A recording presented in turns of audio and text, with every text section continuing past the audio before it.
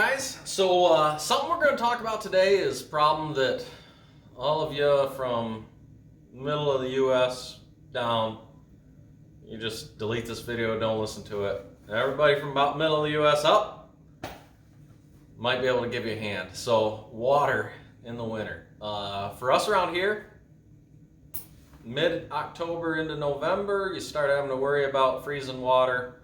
Late November like this and on forward, your water's freezing regular. So I'm going to go through what I do. I got a new tank out here and I'm going to go through what I do to keep my water from freezing up. And this works, I have had this work on about 100 foot of hose and all winter long. So whatever scientific method you want to use to measure that, but I've had it work for some really cold temps and a really long hose. So let's get after it. I'll show you what I do. All right, so we're going to talk about what you need to do this project with, and it's relatively cheap stuff. So you get a Y. I like these solid brass ones. It makes them kind of half plastic. This is a hose fitting that you can put through. You put a garden hose attachment onto this, drill a hole in a tank, and then you screw these on with this rubber gasket. It will seal itself up around there. This will all make sense here momentarily, but this is the main thing right here.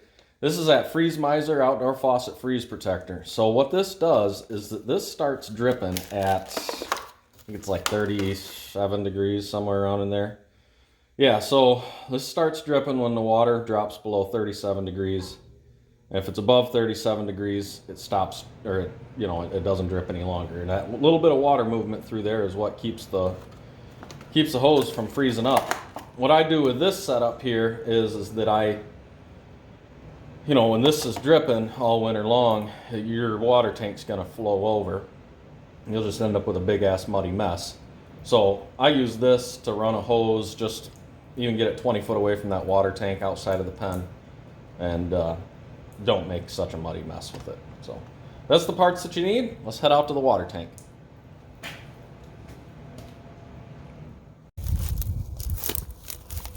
All right, let's make our drain hole first.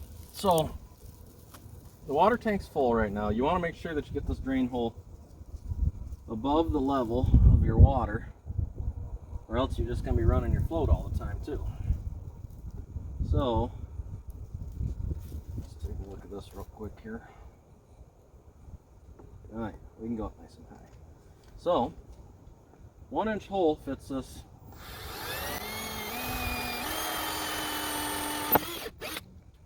1 inch hole fits this pretty nice. I found that you end up working it a little bit with the with like a round file.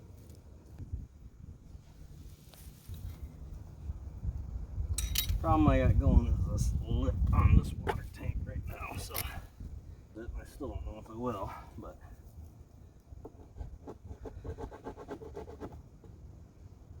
stand by. All right, round two. So what we're running into is I'm trying to get that up nice and high, but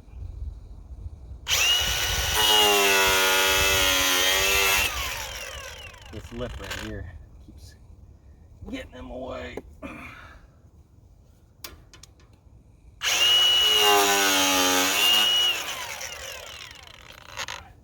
Take my safety glasses off. Okay.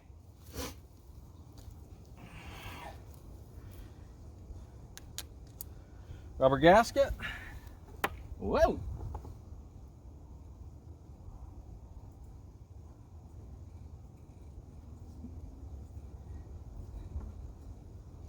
Is it gonna go? Do I gotta take more?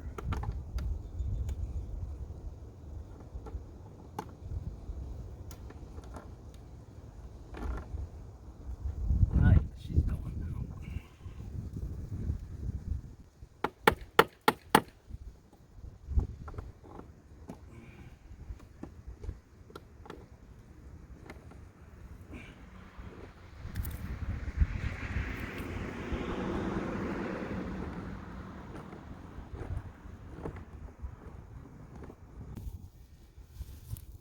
Just on the other side, you get your gasket and your nut.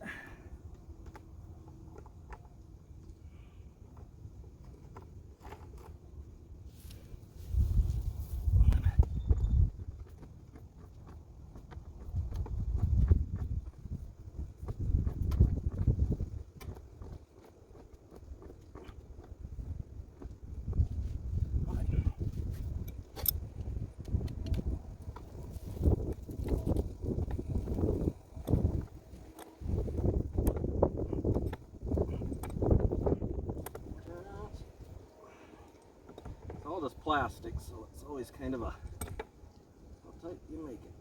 There we go. All right, so then take this junk hose, not that junk, but just a real cheap hose.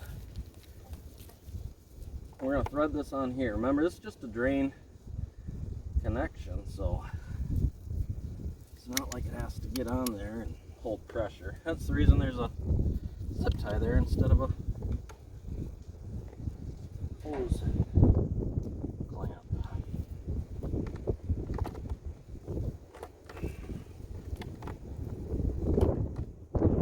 Okay. Biggest thing with this, you want to get this headed downhill, or else you'll just end up with a big problem.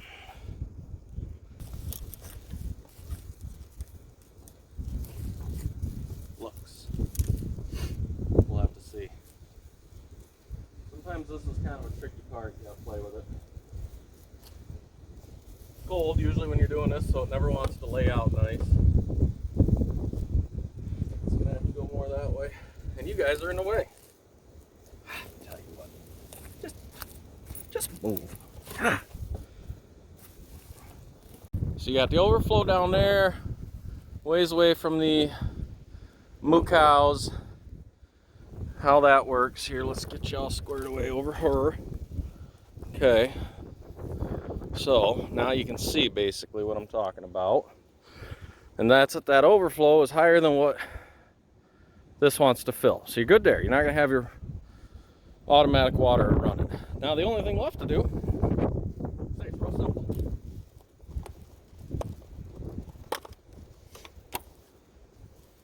This is running water. So put this on her like here. Once again, try not to touch the electric wires because they hurt. And turn it on. Now it's on. Now if this gets cold enough, this gets under 37 degrees, that's going to start dripping into there. If these guys don't drink this off fast enough, it'll fill up, hit that overflow, and then we'll be good. Let's double check our overflow. I want to see. Make sure that I'm good there. There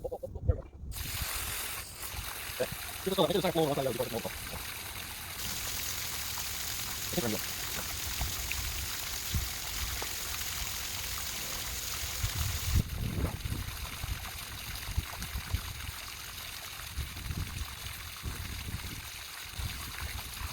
Just about.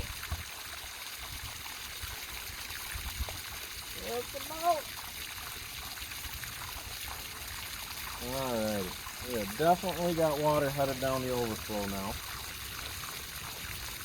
And that's where it's coming out at. Cool. Success. Let's go see. See if we got any water coming out our hose yet. Probably not yet.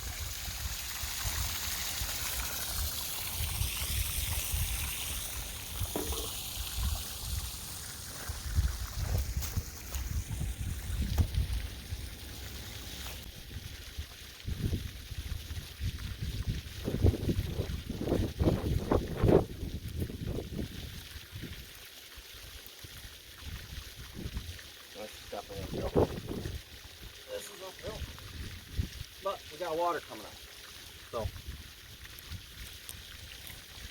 it's no good though. We need it downhill.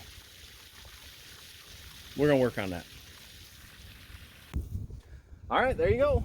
So drain hose down here, Y valve. This is my supply line, a little giant float, and then the freeze miser.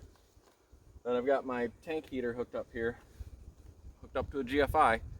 A buddy of mine had the GFI for his, or had a tank heater for his horses. Didn't have it hooked up to a GFI, and I guess he ended up losing a horse. They electrocuted themselves somehow, shorted in his tank. And anyways, I've always made sure of that. But like I say, I'm gonna link all of this in the bottom. I'll link the freeze miser. I'll link the valve.